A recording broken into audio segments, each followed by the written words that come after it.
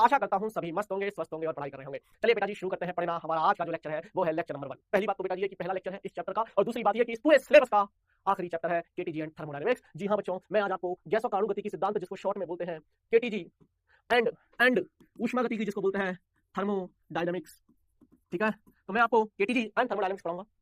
पहले हम 2 लेक्चर पढ़ेंगे केटीजी के, बाकी के 2 लेक्चर में अपन खत्म करेंगे ऊष्मा गति की। क्लियर है कहानी को? तो सुनते रहिएगा, सीखते रहिएगा। लेक्चर नंबर 1 की कहानी है।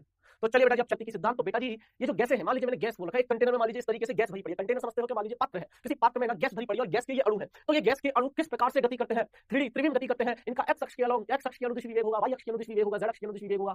तो बेटा जी वेग, नेट वेग कैसे निकालेंगे वो हम पढ़ेंगे। अच्छा ये दीवार वगैरह से टकराएंगे तो कितना दाब वगैरह आरोपित करेंगे। मान लीजिए ऐसे ऐसे यादृच्छिक घूमे कमरे में, क्या हो गए मान लीजिए कमरा वाले इसको कमरे में यादृच्छिक रूप से क्या कर रहे हैं गति। तो अगर ये दीवार से टकराएंगे, यहाँ से टकराए, लौट गए, यहाँ से टकराए, इस तरीके से ये क्या है गैस मॉलिक्यूल, मतलब गैस के अणु। तो ये कहानी है, कुल मिला के गैस के अणुओं के बारे में हम पढ़ने वाले हैं। शुरुआत करेंगे कहानी की। चलिए बेटा जी तो सबसे पहला जो आता है बेटा जी वो आता है, जब गैसों के बारे में पढ़ रहे हैं तो गैसों के नियम के बारे में पढ़ लिया जाए। अब गैसों के नियम के बारे में ना बेटा जी हम चार्ल्स लॉ पढ़ेंगे, बॉयल लॉ, पहले बॉयल लॉ, चार्ल्स लॉ, गैलुसैक्स पढ़ेंगे। उसके बाद एवोगाड्रोज लॉ यानी अवोगाड्रो का नियम, ये पढ़ने वाले हैं। कुल मिला के ये 4 नियम है, बहुत simple. PV is equal to NRT, PV is equal to NRT, P V और टी, क्योंकि एन और आर को छोड़ दो, आर सार्वत्रिक गैस नियतांक है, सबको पता है 8.31 वैल्यू है 8.31।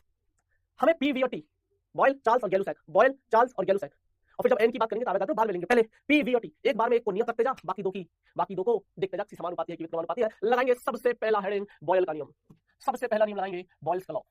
बॉयल्स लॉ क्या बोला है? बॉयल्स लॉ में ये बोला है कि नियत ताप पर, क्या बोला है बेटा जी? नियत ताप पर, सुनते रहिएगा कहानी को। नियत ताप पर क्या है? Boyle's law. नियत ताप पर चलो दाब और आयतन एक दूसरे के व्युत्क्रमानुपाती होती है। PV is equal to NRT, आदर्श गैस की समीकरण, तो गैस की समीकरण है PV is equal to NRT. अगर तापमान भी नियत हो जाए तो ये पूरी चीज क्या हो जाएगी? नियत, क्योंकि बेटा जी हम मान के चल रहे हैं एन नियत है, आर हमारा 8.31 नियत होता है। नियत ताप का मतलब है बेटा जी कि ये ताप नियत है, तो पीवी क्या हो जाएगा? पीवी क्या हो जाएगा? पीवी हो जाएगा नियत। अगर पीवी नियत हो जाएगा तो यही निकल के आएगा। इसका मतलब यह है कि अगर कहीं पर दाब बढ़ रहा है, इसका मतलब है कि आयतन कम हुआ है किसी गैस का। अगर गैस का दाब बढ़ा है, आयतन कम हुआ है, या अगर आयतन बढ़ा रहे हो तो गैस दाब कम हो जाएगा, पहली चीज। और इसको मैं ये भी लिख सकता हूं बेटा जी P1 बराबर P2, यहीं से सवाल हल हो जाएंगे। बस यही समीकरण है। क्या समझाऊं इसमें? बॉयल्स लॉ है तो है ये तेरा बॉयल्स लॉ। उन्होंने क्या बोला? उन्होंने बोला है कि नियत ताप पर आदर्श गैस के लिए, दिए गए द्रव्यमान के लिए गैस का आयतन उसके दाब के व्युत्क्रमानुपाती होता है। एक चीज तो याद रखना, नियत ताप है, और एक याद रखना दिए गए द्रव्यमान के लिए। तो देखो ये P1 दाब है। अगर आप ध्यान से सुनिएगा, अगर आप क्या कर रहे हो, ये आयतन V1 है, इतना आयतन V1 है, आयतन क्या हुआ? कम हो गया। देखिए ना, पहले V1 इतना सारा था, आयतन कम हो गया, आयतन कम हो गया, इसका मतलब इधर जाने पर आयतन घटा है, मतलब दाब बढ़ा है। या उल्टा लेगा तो आयतन इधर से इधर आने पर, इधर से इधर आया तो बढ़ा, आयतन बढ़ा मतलब दाब कम रहा होगा। V व्युत्क्रमानुपाती है P के, या तो ऐसे लिख लिया, ऐसे लिख ले, V व्युत्क्रमानुपाती है P के। मैंने बता इतनी बात क्लियर है क्या? मामला सेट है क्या? P1 V1 बराबर P2 यही है तेरा पहला बॉयल का लॉ, बॉयल्स लॉ, बॉयल का नियम। चलिए आगे। अच्छा बेटा जी ये चीज और दिमाग में रखिएगा, आपसे गुजारिश है क्या आप ये चीज और दिमाग में रखिएगा। चलिए आगे। अब बेटा जी इसमें कुछ काम की बातें और अब फटाफट से यही समझेंगे। सुनिए, पीवी इज इक्वल टू नियत, पीवी इज इक्वल टू नियत, ध्यान से सुनिए, पीवी इज इक्वल टू नियतांक। अच्छा आयतन क्या होता है? द्रव्यमान। आयतन क्या होता है? आयतन इंटू घनत्व। द्रव्यमान आयतन इंटू घनत्व, तो आयतन क्या हो जाएगा? द्रव्यमान बटे घनत्व। तो v का वैल्यू यहां रख दूं तो p इंटू पूरा सब कुछ कन्वर्जन है, सब कुछ कन्वर्जन है। द्रव्यमान बटे आयतन बराबर नियतांक। बोलो यार, देखो ना, इसका मतलब p बटे रो क्या है? नियतांक। इसका मतलब p1 बाय रो 1 बराबर p2 बाय रो 2। कभी अगर घनत्व और दाब के बारे में दे दिया जाए तो बेटा ये लिख लेना, m क्या है? नियतांक, जहां m क्या है? नियत। बोलो अब दूसरा देख ले, pv इक्वल टू p, और बेटा हम यहां लिख सकते हैं v की जगह n by n, capital N by small m। तो बेटा जी p बाय स्मॉल n क्या है? नियतांक, जिसको हम बोल सकते हैं p1 बाय n1, वही सेम फॉर्मूले। बस इसको लिखते हैं एकांक आयतन में अणुओं की संख्या। ये जो स्मॉल n है ये है क्या? एकांक आयतन में अणुओं की संख्या। स्मॉल n क्या है? कुल अणुओं की संख्या प्रति एकांक आयतन, तो कैपिटल N का मान स्मॉल n v। तो तू सोच के देख बेटा जी, अगर मुझे v का मान निकालना है तो v का मान तो कैपिटल N बाय n। अब यार देखना, तो pv is equal to constant, सब कुछ कन्वर्जन है, तुझे दिख भी रहा होगा। v की जगह क्या रखेगा? p into capital N by small n बराबर ये हो जाएगा तेरा नियतांक, यानी कि बेटा जी स्मॉल n प्रति एकांक आयतन नियत है। बोलना देखना, कैपिटल N कुल अणुओं की संख्या नियत है, यानी कि n नियत है, p बाय n नियतांक। इन दोनों का अनुपात क्या आएगा? नियतांक, यानी कि p1 बाय n1 बराबर p2 बाय n2। पहले बताओ बात समझ में आई? तीसरा, एकांक आयतन में अणुओं की संख्या, वही वाली बात, वही सेम यार, सेम अभी वही तो सिखा दिया, सब कुछ वही है। तो मेरी बात समझ में आई क्या? n, अगर मैं कैपिटल N को गैस के कुल अणुओं की संख्या मान लूं, गैस के कुल अणुओं की संख्या ले लूं, गैस के कुल अणुओं की संख्या ले लूं, तो बेटा G capital N bye V अणुओं की संख्या प्रति एकांक आयतन, स्मॉल n, इसी स्मॉल n को नाम दिया है प्रति एकांक आयतन में गैस के अणुओं, यानी कि गैस की बात करें तो गैस लिखने की जरूरत नहीं, अणुओं की संख्या। कहानी को सुनते रहिएगा, सीखते रहिएगा, 2 दिन की कहानी है, 2 दिन चलेगा। क्लियर है? अगले दिन में तो बेटा जी मैं गैसों के विभिन्न विभिन्न चालों के बारे में बताऊंगा और सवाल करवाऊंगा। आज मैं आपको क्या बताने वाला हूँ, आज मैं आपको तीनों लॉ बताऊंगा, है ना, Charles law, Boyle's law, Gay Lussac's law, फिर मैं एवोगाड्रोस लॉ भी बता दूंगा, इसी के साथ अपन उसको भी लपेट देंगे। उसके बाद बेटा जी मैं आपको आदर्श गैस का दाब पढ़ाऊंगा। क्या पढ़ाऊंगा? आदर्श गैस का दाब। ये एक आदर्श गैस के अगर अणुओं की बात करें तो वो सतह पर कितना दाब आरोपित करते हैं वो फॉर्मूला है, लेकिन उसके स्टेप है। डायरेक्ट फॉर्मूला नहीं दूंगा, फर्स्ट डेरिवेशन के तहत कराऊंगा ताकि आपको कॉन्सेप्ट जल्दी समझ में आए, कहानी समझ में आई। क्या तीनों पॉइंट समझ में आ गए तो बेटा जी अब इसका ग्राफ बना लेते हैं। पी वर्सेस वी, पी विक्रमानुपाती है वी के, तो कैसा ग्राफ बनेगा? आयताकार अति परवलय। कैसा ग्राफ है? आयताकार अति परवलय। कैसा ग्राफ है? आयताकार अति परवलय। अगर मुझे पीवी पीवी वर्सेस पी बनाना है या पीवी वर्सेस डी बनाना है तो बेटा जी पीवी नियतांक होता है, तो चाहे दाब बढ़ाइए चाहे आयतन बढ़ाइए, आयतन बढ़ाओ चाहे दाब बढ़ाओ, पीवी हमेशा नियत रहेगा। तो अगर कोई चीज वाई अक्ष पे है और उसको नियत रखना है तो ये समांतर रेखा खींचो उसके एक्स अक्ष की, इतनी बात तुम्हें पता होगी। अगर गुरुजी हम ये पहला ग्राफ हो गया, सारे ग्राफ बना के दिखा देता हूं, कोई सा भी ग्राफ कभी भी पूछ सकते हैं तुझसे। चौथा ग्राफ तुझसे ये भी पूछा जा सकता है, चौथा ग्राफ तुझसे ये भी पूछा जा सकता है पी अगर पी विक्रमानुपाती है वी के, इसको इस स्टाइल में भी तो बोला जा सकता है कि सर जो पी है वो सीधे सीधे समानुपाती है 1/v के, तो जो ग्राफ आएगा वो सरल रेखा आएगा। या बेटा जी इस ग्राफ को मैं ऐसे भी तो बना सकता हूं कि अगर मैं इधर v ले लूं और इधर 1/p ले लूं तो ग्राफ ऐसे भी तो बन सकता है। दिस इज 4th नंबर का graph and this is 5th number का ग्राफ। यहां पर अगर आपका कंप्लीट हो चुका है, दैट इज बॉयल्स लॉ। क्या समझाऊं बता? तू बता दे गुरुजी, कुछ भी समझ में नहीं आया? गुरुजी हमने तो पल्ले ही ना पढ़ा। तो भैया जी सबसे पहली चीज ये कि अगर आप बॉयल्स लॉ की बात करो, अगर आप बॉयल का नियम, अब देखो अब मैं तुझे थोड़ी सी कहानी समझाता हूं याद रखने का तरीका। जैसे बोलते हैं ना कि कोई भी चीज को उबाल रहे हैं, देसी जुगाड़, ये मेरा याद रखने का कोई लॉजिक नहीं है, इसके नाम से उसको जोड़ मत देना, ये वैज्ञानिक का नाम है देसी जुगाड़। हमें पता है कि बॉयल के नियम में तापमान को क्या रखते हैं? नियत। नाम क्या है? बॉयल। बॉयल मतलब उबलना, बॉयल उबलना मतलब तापमान से रिलेटेड कोई चीज होगी, तापमान को नियत रख ले। बॉयल बोलते हैं यार, अरे बॉयल हो रहा है, दूध बॉयल हो रहा है, चाय बॉयल हो रही है ना, ऐसे बॉयल बोलते हैं। बॉयल मतलब तापमान से रिलेटेड शब्द ना, तो समझ जब भी बॉयल आएगा, बॉयल मतलब तापमान से रिलेटेड, तापमान को नियत रखना, दिमाग में याद हो गया, कभी जीवन में नहीं भूलेगा। बोले यार अब कहानी क्लियर है। वही आपने तो देसी जुगाड़ उठा रखे, तुझे भी ये देसी जुगाड़ याद रखने पड़ेंगे। पहले बता, बात समझ में आई क्या? आगे चलते हैं, हेडिंग लाएंगे दूसरा चार्ल्स का नियम। अब थोड़ा जल्दी करते हैं। चार्ल्स के नियम में दाब नियत रखनी है। क्या नियत रखना है? चार्ल्स का नियम दाब नियत। अच्छा बेटा जी पीवी इक्वल टू एनआर की ये नियत है, इन दोनों की तो वी समानुपाती किसके आया? आयतन के।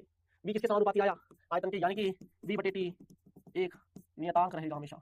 v/t हमेशा क्या रहेगा? नियतांक रहेगा, यानी कि v1/t1 बराबर v2/t2, या यूं बोल दीजिए v1/v2 बराबर t1/t2। और यहीं से बनते हैं सवाल। यकीन मानिएगा सवाल ऐसे ही बनाएंगे, सवाल बनते हैं बॉयल्स लॉ पे, चार्ल्स लॉ पे, और सिंपल डायरेक्ट यही सवाल बनते हैं, ऐसे ही सवाल बनाएंगे तुझे। बोलो यार क्लियर?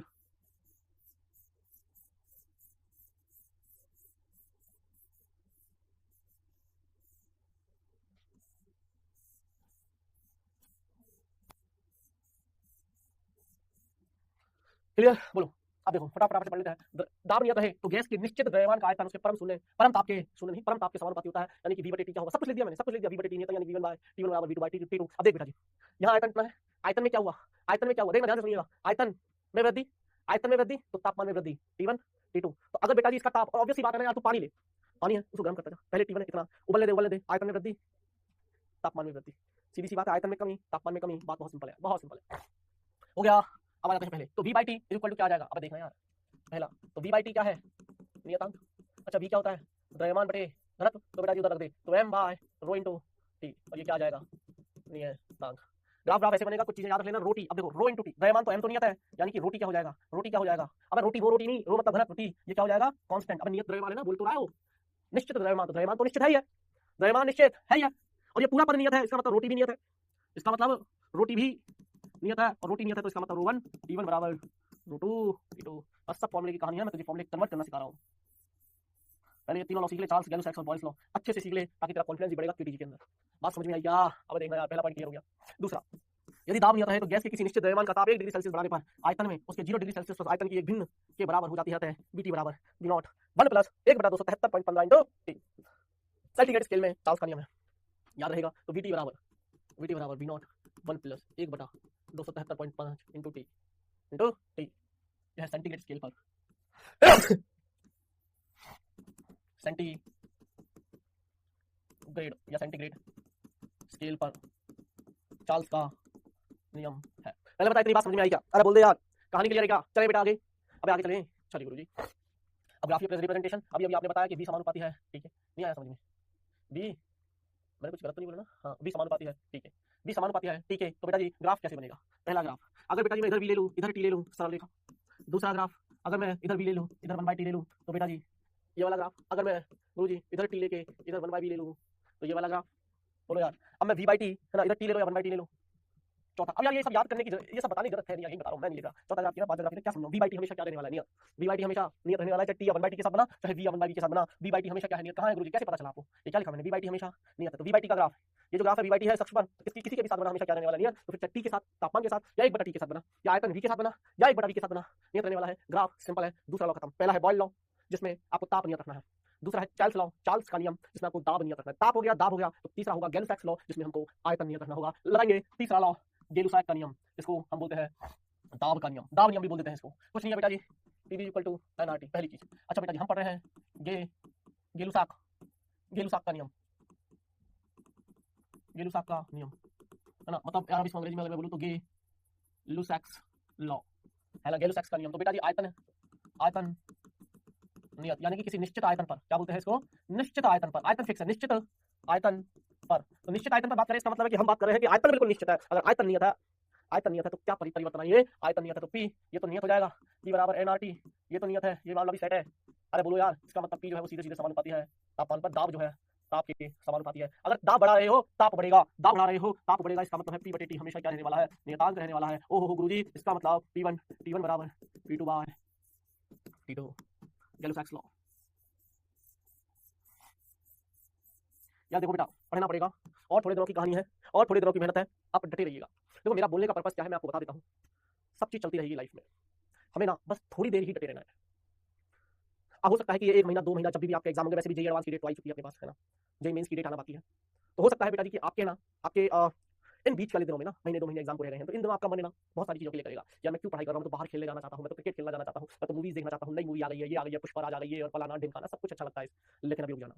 लेकिन मानना भी रुक जाना, अपने आप को रोक लेना, जो अब लड़ गया, जो अब डट गया ना मामले मैदान में, क्योंकि अब क्या है ना, अब वो टाइम है जब बहुत सारे बच्चे भाग जाएंगे मैदान छोड़ के। लेकिन मानना भाग जाते हैं मैदान कि भैया मैंने हाथ खड़े कर दिए, मेरे से नहीं होगी तैयारी, और उसमें तू खड़ा भी रह गया ना। देख, एक तो होता है कि सब भाग रहे हैं तो तुझे मेहनत करनी पड़ेगी भागने के लिए, दूसरी चीज है कि बहुत सारे बच्चे तो खुद ही छोड़ के चले गए, तो तू तो वैसे ही उनसे आगे हो गया, तुझे मेहनत नहीं करनी, तो सिर्फ खड़ा रहना है, तुझे तो सिर्फ खड़ा रहना है। आधे लोग तो वैसे ही चले जाएंगे, भैया हमारे उसकी बात नहीं है, बाकी के बच्चे उनके साथ तू कम्पीट करेगा, उनके साथ लड़ेगा, तो लड़ते रहेंगे, हिम्मत मत आना। एक बात मैं फिर बताता हूँ, सब कुछ करना, लेकिन मतलब ना बैकआउट, वापस मत आना। चले गए ना तैयारी करने, तो लड़के आना एग्जाम तक, तब आना, जीतो हारो वो अलग बात है, लेकिन बैकआउट नहीं होना चाहिए। मुझसे बड़ा फेलियर लाइफ में कभी हो ही नहीं सकता। आयतन नियत है तो गैस के निश्चित द्रव्यमान घनत्व, उसके परम ताप पर, यही सब चीज तो सिखाया है मैंने, P1/T1 बराबर P2/T2। देखना यार, m/v नियत है, यदि द्रव्यमान तो नियत है ये निश्चित द्रव्यमान के लिए, और आयतन हम बात कर रहे हैं गैल-सैक्स है, m/v नियत रहे, यदि करके लगा लो, क्या करके लगा लो, यदि m v क्या रहे, नियत रहे। क्लियर, चले आगे।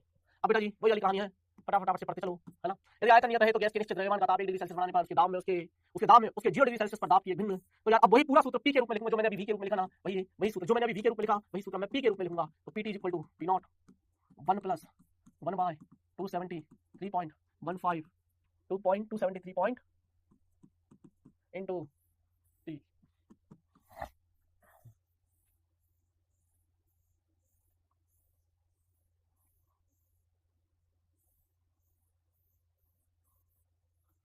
क्लियर, चले आगे। अब हम पढ़ेंगे चौथा है बेटा जी एवोगाड्रो। मैंने बताया ना, तीनों हो गए, दाब ताप आयतन, तीनों को तो हमने एक बार नियत कर लिया। अब हम बात करेंगे तो बेटा जी हम अणुओं की संख्या को बराबर करके देख लेते हैं। इसके उन्होंने बोला है ताप व दाब की समान स्थितियों में, अगर ताप और दाब समान है, ताप और दाब की समान स्थितियों में सभी गैसों के समान आयतन में, यानी कि पीवी इक्वल टू एनआरटी। ध्यान से सुनना, आर तो नियत है, दाब और ताप वो नियत बोल रहा है, दाब और ताप नियत बोल रहा है, नियत दाब नियत ताप पर, सुन ले, नियत दाब और नियत ताप पर अगर मेरे पास सभी गैसों के समान आयतन भी समान है, तो क्या बचा तेरे पास, n बचा, यानी क्या रहेगा, नियत रहेगा, यानी कि n1 बराबर n2। n1 है क्या, आयतन में अणुओं की संख्या। हो गया एवोगाड्रो। क्या सिखाऊं मैं, गैसों के नियम चल रहे हैं बेटा जी, और तुझे समझ में आने चाहिए। एवोगाड्रोस लॉ, पहले बताओ बात समझ में आई क्या, तो सिंपल सा इतना ही दिमाग में रख ले, तो अणुओं की संख्या क्या होनी चाहिए, नियत होनी चाहिए, n1 बराबर है, बस इतना दिमाग में रख। क्लियर, चले आगे। अणुओं की संख्या बराबर होनी चाहिए। अब एक और नियम है बेटा जी, ग्राहम का विसरण का नियम। ग्राहम क्या बोला है ग्राहम भाई साहब ने, इसको पढ़ेंगे थोड़ा सा, इसको पढ़ेंगे, इसके सवाल आ जाते हैं, सवाल बना देते हैं, सवाल बन जाता है। ग्राहम का नियम, ग्राहम का विसरण का नियम या विसरण नियम। सुनिए, समान ताप व दाब पर दो गैसें एक दूसरे में विसरित की जा सकती है, एक दूसरे में मिलाई, विसरण। तो प्रत्येक गैस के विसरण की दर, जैसे बोलते ना, एक गैस है, इसमें दूसरी गैस को ऐसे विसरित कर दे, एक गैस में दूसरी गैस को, तो बोला है समान ताप और दाब पर दो गैसें एक दूसरे में विसरित की जाती है, तो प्रत्येक गैस के जो विसरण की दर है वो उसके घनत्व लेना है और उसका वर्गमूल लेना है, यानी कि अंडर रूट लेना है, और उसको व्युत्क्रमानुपाती करना है, यानी कि रेट, आर क्या है, विसरण की दर, रेट ऑफ डिफ्यूजन बोलते हैं इसको, रेट ऑफ डिफ्यूजन विसरण की दर। तो ये जो आर है, ये जो आर है, ये व्युत्क्रमानुपाती है उसके घनत्व के वर्गमूल के, ये कहानी है। और बेटा जी हमें पता है आयतन बराबर क्या होता है, द्रव्यमान बटे घनत्व। अरे बोल दे यार, तो घनत्व बराबर ऐसे लिख लेना, तो द्रव्यमान बराबर आयतन इंटू घनत्व। आयतन तो नियत है, द्रव्यमान सीधे सीधे समानुपाती है रो के, तो क्या मैं इसको ऐसा भी लिख सकता हूँ, रूट एम। एम क्या है, गैस का अनुभार, गैस का अनुभार है ना, गैसों की बात करते हैं तो एम क्या है, गैस का अनुभार। अब अनुभार दे रखा है, अब अगर जो संख्या से गुणा कर देना द्रव्यमान भाग दे देना द्रव्यमान आ जाएगा, इसमें क्या, ये सब तो पता ही होगा ना तेरे को, ये सब तो पता ही होगा ना, केमिस्ट्री की चीजें हैं आज। अच्छा केमिस्ट्री में भी तो पढ़ते होंगे यार तुम ये सब, मुझे तो याद है, याद ही नहीं था, अभी याद आया, पढ़ते होंगे यार तुम ये सब, मुझे तो याद है, याद ही नहीं था, अभी याद आया मेरे को। केमिस्ट्री में भी तो पढ़ते ही होंगे ना यार बेटा जी तुम्हारी ये सब चीजें, तो केमिस्ट्री में भी है, चार्ल्स लॉ, गैलू लॉ, बॉयल्स लॉ, अरे थर्मोडायनामिक्स तो वहां पर भी है, तो थोड़ा वहां से भी फायदा ले लेना है ना। अब ऐसा मत बोलना कि गुरुजी फिजिक्स वाले आप केमिस्ट्री के ऊपर भरोसे पर हो, केमिस्ट्री वाले फिजिक्स वाले के भरोसे पर है। केमिस्ट्री पढ़ते हैं तो केमिस्ट्री वाले सर ये बोलते हैं फिजिक्स में पढ़ोगे तो अपना लाइट पढ़ लेते हैं, फिजिक्स में पढ़ाते हैं तो केमिस्ट्री वाले बोल देते हैं, और फिजिक्स में पढ़ाते हो तो बोल देते हो केमिस्ट्री में पढ़ोगे, चलो कोई बात नहीं अपन तो अपना पढ़ लेते हैं है ना, अपन तो अपना पढ़ लेते हैं। और पढ़िए ऐसा नहीं है ना, अगर मुझे उनके भरोसे छोड़ना होता तो मैं पूरा टॉपिक छोड़ देता, ठीक है ना। तो बेटा जी आ गया हमारे पास आर, तो आर जो है वो विक्रमानुपाती है अंडर रूट रो के, यानी कि घनत्व के, है ना। समझिए आर क्या है, रेट ऑफ डिफ्यूजन है, विसरण की दर। तो आर वन बटे आर टू क्या लिखूंगा मैं, क्या लिखूंगा, rho two by rho one, विक्रमानुपाती है, क्या है, विक्रमानुपाती है, या R one by R two बराबर under root M two by M one. दो गैसें हैं ना, एम वन क्या है, पहली गैस का अनुभार, एम वन क्या है, पहली गैस का अनुभार, और एम टू क्या है, अब दो गैसों को मिलाएगा तो एक गैस मान ले पहली है, दूसरी गैस दूसरी है, खत्म, दूसरी गैस का अनुभार। टी सेकंड में गैस का वी आयतन विस्तृत हो जाता है, मान लेते हैं टी सेकंड में गैस का वी आयतन विस्तृत हो जाता है, तो वी बाई टी रेट। तो टी सेकंड में मान लेते हैं, टी सेकंड में गैस का, जैसे मैंने बोला कि एक नल से पानी गिर रहा है, टी समय में इतना द्रव्यमान बाहर आ जाता है, तो द्रव्यमान बटे टी, यही तो है कि कितना पानी बाहर आ रहा है उसकी दर, बाहर आने की दर, नहीं आई समझ, और ये नल से पानी गिर रहा है ना, टी समय में इतना द्रव्यमान, तो यही तो है दर। टी सेकंड में गैस का वी आयतन विस्तृत हो जाता है ना, टी सेकंड में गैस का वी आयतन विस्तृत हो जाता है, गैस का वी आयतन विस्तृत हो जाता है, टी सेकंड में गैस का वी आयतन, तो वी बाई टी यही तो है रेट ऑफ डिफ्यूजन, यही तो है रेट ऑफ डिफ्यूजन। बोलो यार, बोलो बेटा जी, अरे बोलो यार। तो अगर मुझे R1 बाय R2 लिखना होगा तो R1 की वैल्यू V1 बाय T1 बटे R2 की वैल्यू V2 बाय T2, तो R1 बाय R2 बराबर,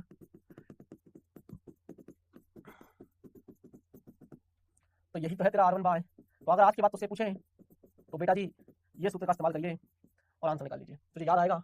डार्क का सूत्र पूछ लेते हैं, डार्क, सारे डेरिवेशन करवा रहा हूँ, सब कुछ करवा रहा हूँ बेटा जी, तुम मना तो कह ही नहीं सकता कि गुरुजी गुरुजी ई कहाँ करवा दिए हो।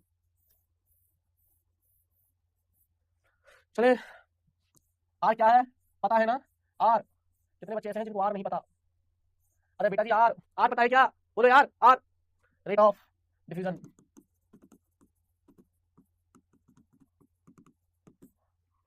क्लियर है।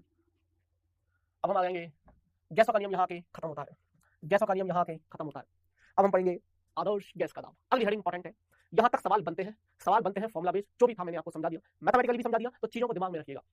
अब चलते हैं बेटा जी अगली हेडिंग पे, जिसका नाम है आदर्श गैस का दाब। लगाएंगे हेडिंग आदर्श, लगाएंगे हेडिंग आदर्श गैस का दाब।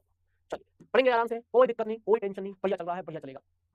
तो ये आदर्श गैस के अभी मुझे 6 से 7 छोटे छोटे पॉइंट डिस्कस करने हैं, 7 पॉइंट डिस्कस करने के बाद मैं सीधा बोलूंगा देख भैया ये इसका फॉर्मूला है, क्लियर है कहानी। चलिए तो बेटा जी माना एक आदर्श गैस जिसमें कितने अणु है, कैपिटल एन, याद रहेगा प्रत्येक अणु का द्रव्यमान स्मॉल एम है, ए सुन ले, माना एक आदर्श गैस जिसमें अणुओं की संख्या, मैं किसी एक गैस की बात कर रहा हूँ जो आदर्श है, वास्तविक गैसों की बात नहीं कर रहा हूँ, रियल गैसेस की बात नहीं की जा रही है, जिसमें अणुओं की है ना संख्या, जिसमें अणुओं की संख्या कैपिटल, वास्तविक गैस का तो जैसे अपन जैसे नाइट्रोजन है ना, ऑक्सीजन, इस तरीके की गैसेस है ये, है ना, अणुओं की संख्या।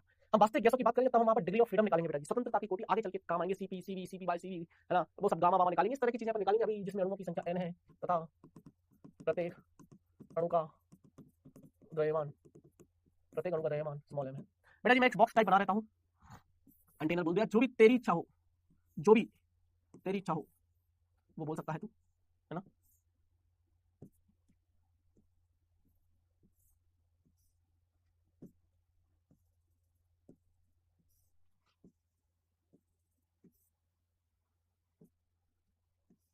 बोलो क्लियर, अब सुनो, बेटा जी ये अच्छा एक्स वाई जेड अक्ष तो बनाएंगे। अब देखना ध्यान से, मजा आएगा, ये ओरिजिन मान ले, मजा आएगा यार, गजब का मजा आएगा। अब सिखाऊंगा तेरे को, मेरे साथ सीखते रहिएगा। ये एक्स अक्ष है, ये वाई अक्ष है, सही चल रहा है बिल्कुल, टाइम पे सिलेबस खत्म करेंगे अपन।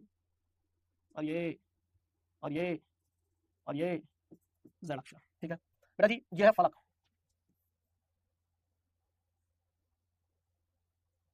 कोई बात नहीं,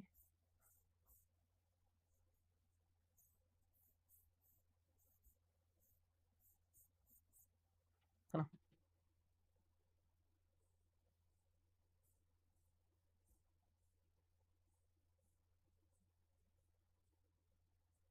फलक दिख गया, बोलो बात समझ में आई क्या बेटा जी। इसका क्षेत्रफल मान लेते हैं A1, इसका क्षेत्रफल A2, बोलो। यार एक चीज तो पक्की है गुरुजी, यहाँ से लेके यहाँ तक लंबाई मैंने मान ली L है, कितनी है L, है ना। अब ध्यान से सुनना, पहले चित्र समझो। अब गैस के अणु है और गैस के अणुओं की संख्या मैंने क्या मान रखी है, N मान रखी है ना। गैस के अणुओं की संख्या मान लीजिए कि एक गैस का अणु है बेटा जी, है ना, एक गैस का अणु है और वो ऐसे दौड़ रहा है। अभी एक्स अक्ष के अनुदिश दौड़ रहा है, तो मान लेते हैं इसका वेग भी एक्स है। टकरा के इधर से टकरा के वापस आएगा, टकरा के वापस मान लेते हैं ऐसे हो गया। अब समझ में आ रहा है क्या। अब बोलो यार इसको सदिश राशि वेग है ना, तो ये एक्स हो गया। सदिश रूप में इसलिए लिखा क्योंकि अगर इधर वाले को मैं धनात्मक लूंगा, क्योंकि अगर इधर वाले को मैं धनात्मक लूंगा तो पीछे वाले को मुझे ऋणात्मक लेना पड़ेगा। बात समझो बेटा, बात समझो, बहुत सिंपल है लेकिन आनी चाहिए समझ में। क्लियर है, चलो ऐसे ही रखते हैं। क्लियर, बहुत अच्छे से चित्र बनाया है मैंने, बहुत अच्छे से चित्र बनाया है, तुझे समझ में आया क्या, है ना, ऐसे जाके, हाँ बोलो यार। क्लियर है, तो यार अगर मुझे अच्छा बेटा जी ये रैंडमली गति करता है ना, मान लीजिए गैस का अणु जो है वो रैंडमली गति करता है। अगर आप गुरुजी इधर एक्स अक्ष बना रहे हो, इधर वाई अक्ष बना रहे हो और इधर जेड अक्ष बना रहे हो, तो बेटा जी ये मूल बिंदु है। अगर गुरुजी आप ये बोलते हो कि गैस के अणु का जो वेग है नेट वेग वो भी है, तो गैस का अणु तो त्रिविम गति करेगा, हवा में गति कर रहा है, रैंडमली गति कर रहा है, ऐसे ऐसे ऐसे ऐसे ऐसे ऐसे ऐसे ऐसे ऐसे यादृच्छिक रूप से गति कर रहा है। तो बेटा जी जाहिर सी बात है, जाहिर सी बात है, इस दिशा में इसका वेग vx भी रहा होगा, इस दिशा में इसका वेग vy भी रहा होगा और इस दिशा में इसका वेग vz भी रहा होगा। क्या रहा होगा, vz भी रहा होगा। इसको मैं हरे से बना देता हूँ, ये लो, और ये मैंने नेट निकाल लिया अभी। तो v का वैल्यू कितना आ जाएगा बता सकते हो, under root vx square plus vy square plus, मैंने परिमाण निकाला है, मैंने केवल परिमाण निकाला है, फिर बता रहा हूँ मैं। आ रहा है क्या समझ में, माहौल बन रहा है क्या थोड़ा थोड़ा, ये बोलना यार, ये बोलना बेटा, माहौल बन रहा है क्या। चलिए सर अब बात कर लेते हैं पहले तात्क्षणिक वेग की गुरुजी। हाँ गुरुजी, गुरुजी परिमाण आपने निकाल लिया, पहला तात्क्षणिक वेग। अगर गैस का अणु इस तरीके से गति करता है, कितने आदर्श गैस की बात कर रहे हैं और उस गैस में अणुओं की संख्या है n, और प्रत्येक प्रत्येक प्रत्येक अणु का जो द्रव्यमान है वो स्मॉल m है। तो अगर मुझे तात्क्षणिक वेग लिखना होगा, तो बेटा जी अगर मुझे इसको सदिश रूप में लिखना होगा, अगर मुझे इसको सदिश रूप में लिखना होगा तो मैं कैसे लिखूंगा, v सदिश बराबर vx i kappa plus vy j kappa plus vz k kappa. तो अगर मुझे इसका परिमाण लेना होगा तो बेटा जी vx का होल स्क्वायर प्लस vz का स्क्वायर। अब चूंकि ये यादृच्छिक गति करते हैं, बोला ना, अणु की यादृच्छिक गति के कारण vx का मान vy का मान और vz का मान बराबर होता है, रैंडम गति करते हैं ना। तो बेटा जी गैस का जो अणु रैंडम गति करेगा तो x अक्ष के अनुदिश जो वेग है उसका परिमाण बराबर है y अक्ष के अनुदिश जो वेग है बराबर है z अक्ष के अनुदिश वेग जो है वो बराबर है। तो बेटा जी vx की जगह अगर मैं ये रखूं तो क्या मैं ऐसा रख सकता हूं, ध्यान से सुनिएगा कहानी को, अब ध्यान से सुनिएगा कहानी को। तो vx का स्क्वायर तो है, vy की जगह भी मैं vx रख दूं प्लस vz की जगह भी मैं vx रख दूं, तो v बराबर अंडर रूट 3 vx का स्क्वायर पर भाग वर्ग करेगा तो 3 vx का स्क्वायर। जो कहानी मैंने इसके साथ बनाई, जो कहानी मैंने इसके साथ बनाई, वो कहानी मैं y के साथ भी तो बना सकता हूं, वो कहानी मैं z के साथ भी तो बना सकता हूं, वो कहानी मैं z के साथ भी तो बना सकता हूं। तो बच मामला सेट है, हो गया, पहला क्लियर हुआ तात्क्षणिक वेग। सुनते जाना, 7 चीजें हैं, 7 या 8 टर्मिनोलॉजी है और उसके बाद खत्म कर दूंगा। दूसरा हेडिंग लगाएंगे संघट्ट काल, दूसरा लगाएंगे संघट्ट काल, कोलिजन, कोलिजन पीरियड, है ना। कोलिजन पीरियड क्या है, संघट्ट काल समझना बेटा ध्यान से, कोई दिक्कत नहीं आएगी। दर्शाए गए चित्र में पात्र की दीवार ए के साथ, अच्छा क्षेत्रफल, एक मिनट मैंने कुछ गलत बोला ना, यहाँ पर क्षेत्रफल A1 A2 मत मानो, यहाँ पर ये मानो कि ये दीवार A1 है, दीवार A1 है, दीवार A1 है, ये पहली दीवार है और ये दूसरी दीवार है, दूसरी दीवार है, दूसरी दीवार है A2। पहली दीवार A1 नाम दे दिया, कैसे बोलेंगे, पहली दीवार से टकराकर दूसरी दीवार की तरफ भाग रहा है, पहली दीवार से टकराकर दूसरी दीवार की तरफ भाग रहा है कौन, गैस का अणु, है ना। तो के साथ अणु के दो लगातार संघट्टों में लगा समय, जैसे कि एक चालक तार में जो इलेक्ट्रॉन है ना, दो इलेक्ट्रॉनों के मध्य हमने वहां पर समय, तो सीधी सी बात है, दीवार ए के साथ अणु के दो लगातार संघट्टों में लगा समय। जैसे मान लीजिए यहाँ से ये टकराएगा, टकराने के बाद अगली बार जब ये टकराएगा तो पहली टक्कर और दूसरी टक्कर, पहली टक्कर यहाँ से टकराने के बाद अभी जब ये यहाँ टकराएगा तो इन दो लगातार टक्करों के बीच की दूरी, इन दो लगातार टक्करों के बीच की दूरी 12 L और L बटे अणु का वेग एक्स अक्ष के अनुदिश चल रहा है मान लेते हैं। अरे पहले यहाँ से गया, मान लीजिए यहाँ से गया, यहाँ से चलता है L गया और फिर टकरा के वापस यहीं पर आएगा, यहाँ से चला पहली बार टकराया और दूसरी बार यहाँ टकराएगा, तो दो लगातार टक्करों के बीच में तब तक अणु कितना चल चुका है, 12 चल चुका है। और एक्स अक्ष के अनुदिश तो वेग था, तो vx समय बराबर दूरी बटे चाल, दूरी है 12 और 21 चाल से चली vx है, तो समय बराबर दूरी बटे चाल, यही समय है संघट्ट काल। जो क्रमागत संघट्टों टक्करों के बीच का जो समय है ना, उसे हमने नाम दिया है संघट्ट काल। तो डेल्टा टी क्या कहलाएंगे बेटा जी, इसको क्या कहेंगे, संगत काल डेल्टा टी, तो 12 बाय Vx क्या है, इसको कैसे लिखेंगे बेटा जी, अणु के द्वारा दो लगातार संगठनों, अणु के द्वारा दो लगातार संगठनों के बीच बीच संगठनों संगठनों संगठनों में तय दूरी, संगठनों में तय दूरी बटे बटे अणु का वेग, अणु का। अब जब हमारे पास संगत काल आ गया तो तीसरा संगत आवृत्ति कैसे निकालेंगे, संगत आवृत्ति 1 बटा आवर्त काल, तो बेटा जी 12 1 बटा 12 बाई Vx, तो आवृत्ति आ जाएगी Vx बाय 12। चलो तीसरा खत्म हो गया। प्रति सेकंड संगठनों की संख्या दैट इज आवृत्ति। पूछ लेते हैं तो ये सारे छोटे छोटे सूत्र दिमाग में रह जाएंगे क्या, लगता तो नहीं है मुझे तुम्हारे दिमाग में रह जाएंगे। अरे बोल दे यार, बोल दे बेटा। और बाकी कुछ खुद से भी पढ़िए टॉपिक्स को ना। देखो बेटा मैं तो यही कहूंगा, जिन टॉपिक्स में कॉन्फिडेंस आ रहा है उनको तो अच्छे से करिए। मैं ये नहीं कहता कि आप मान लीजिए पूरे फिजिक्स में 30 चैप्टर है तो 30 करके जाओ, मैं कह रहा हूं 25 ही करके जा, लेकिन जब 25 करके जा रहा है ना वैसे करके जाइए कि गुरुजी गलत कुछ नहीं होगा उसमें।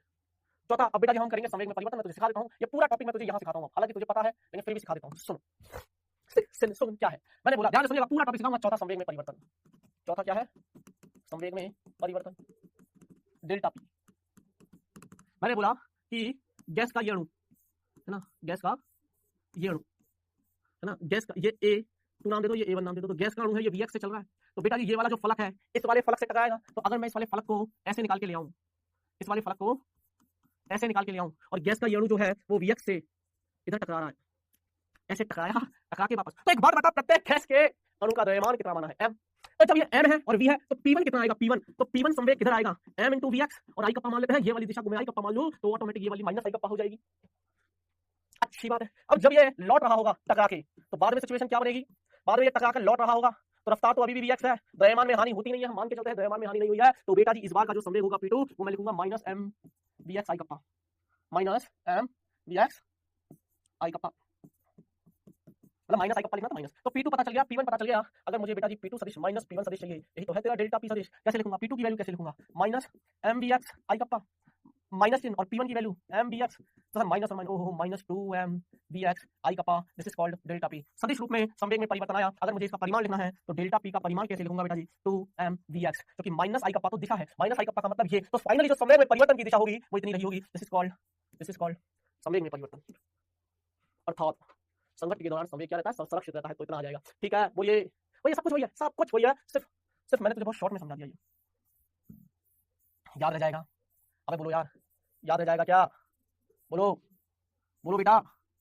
चले अब बेटा जी बाकी की बची हुई कहानी मैं तुझे डायरेक्ट समझा देता हूँ। चौथा पॉइंट क्लियर हो गया, पांचवा दीवार पर बल। अब बल क्या होता है, बल ये बाय ये delta P by delta T Newton का द्वितीय नहीं, तो F पांचवा पॉइंट क्या है, दीवार पर बल। तो F एकल अणु के द्वारा बोल रहा हूँ, एकल अणु के द्वारा, तो एकल अणु के द्वारा तो delta P by delta T, delta P अभी निकाला 2m सुन ले 2m Vx by delta T की वैल्यू 12 बाय Vx, तो 2m बाय 12 Vx का स्क्वायर, ये हो जाएगा m Vx square by L। This is called बल, दिस इज कॉल्ड बल। तो अब आएगा सभी अणुओं के द्वारा। अब एक का आ गया, एकल अणु का आ गया, देख सुन ले, एकल अणु का बल आ गया, कितना आया, m by L Vx square. ओहो गुरुजी इसको मैं लिख सकता हूं m फिक्स है, L फिक्स है, समेशन ऑफ b x का स्क्वायर। अब बेटा जी ऐसे एक अणु नहीं, ऐसे बहुत अणु होंगे तो Vx1 Vx2 सब अलग अलग से भाग गए होंगे, तो कुल बल कैसे निकालेगा, और कुल बल आ जाएगा तो दाब आ जाएगा। कैसे निकालेगा, पूरा प्रोसीजर है, समय निकाला, फिर संवेग निकाला, फिर बल निकाला, अब दाब निकालूंगा। तो m by L b x1 का स्क्वायर प्लस b x2 का square dash dash dash dash चलता ही रहेगा। तो बेटा जी इसको मैं ऐसे लिख सकता हूं, बोलो यार, तो सबका है ना Vx स्क्वायर क्या है, अणु के वेग के x घटक का। अब ये तो कर लेना, अब n टाइम्स करेगा, ऐसे कितने अणु हैं, n अणु है, ऐसे कितने अणु हैं, n अणु है। अब आ जाएगा बेटा जी छठा, जिसको हम पढ़ना चाह रहे थे, दाब, क्योंकि हमें आदर्श गैस का दाब निकालना। खत्म हो गया, बल आ गया, ए सुन ले, ये बल था, सॉरी बल आ गया, दाब निकालना है, क्षेत्रफल से भाग दे देगा, तो बल का सूत्र रखेगा, बस क्षेत्रफल से भाग दे देगा, और क्षेत्रफल इनटू ये लंबाई, दिस इज कॉल्ड आयतन। तो बेटा जी हो जाएगा आयतन। और बेटा जी ये बराबर है, तो यार हम इसको ये भी तो लिख सकते हैं। तो आप पात्र में कुल दाब, आज के बाद सूत्र दिमाग में रखना, पात्र में कुल दाब का 1/3 small m n by b, और ये आ जाएगा, ये v आयतन है, और ये आ जाएगा v RMS का स्क्वायर। बेटा जी बस इतना याद रखना, जहां ये वाला v आयतन है, ये क्या है, ये एक अणु का द्रव्यमान, एक अणु का द्रव्यमान। तो पात्र में कुल दाब निकालना हो तो ये रहा, और ये कुल अणुओं की संख्या, तो कुल द्रव्यमान है बेसिकली। अब इसी को मैं गलत के पदों में लिखना चाहूं तो गलत के पदों में लिख सकता हूं, ये कुल द्रव्यमान है, एक अणु का द्रव्यमान इनटू ऐसे कितने अणु हैं, तो कुल द्रव्यमान बटे कुल आयतन, द्रव्यमान बटे आयतन, द्रव्यमान बटे आयतन, गुरुजी घनत्व है, तो इसी को 1/3 रो v RMS स्क्वायर करके लिख सकता हूं। तो p बराबर 1/3 रो v RMS का स्क्वायर, ये करके भी इसको लिखा जा सकता है। ये v क्या है, वर्ग माध्य मूल वेग, किसका, गैस के अणुओं का, गैस के अणुओं का वर्ग माध्य मूल वेग। क्लियर कहानी, क्लियर? किसी को कोई तकलीफ? अरे बोल दे यार, बोलो बेटा। चलिए समय भी हो चला है ना? तो अब क्विज पे भी चल लेते हैं और ये भी हमको जो पढ़ना था वो हमने पढ़ लिया है, अच्छे से पढ़ा है, ऐसा नहीं है कि हमने कोई टाइम पास कर लिया। ठीक है, ये सारी चीजें आपको दिमाग में आ रही होंगी। अब ये सारे फॉर्मूले कन्वर्ट कर लेना बेटा जी, ऊर्जा के पदों में भी कर लेना। तो P बराबर लिख देना 2/3 ऊर्जा के पदों में भी आ जाएगा। अरे बोलो ना यार, प्रति एकांक औसत स्थानांतरित गतिज ऊर्जा, बोलो ना प्रति एकांक आयतन की गतिज ऊर्जा लिखनी हो तो लिख देना, बात समझ में आ जाएगी। सिर्फ सूत्रों की कहानी अब तू पढ़ लेना, इतना डिटेल में पढ़ा दिया ना तो तुझे खुद को भी अब ये समझ में आने लग जाएगा। क्लियर? चलिए बेटा जी, अब समय हो चला है क्विज का। तो क्विज करते हैं। पहला सवाल ये रहा, सार्वत्रिक गैस नियतांक का एसआई पद्धति में मात्रक है। सार्वत्रिक गैस नियतांक का आराम से कर लो, आराम से कर लीजिए बेटा जी, आराम से।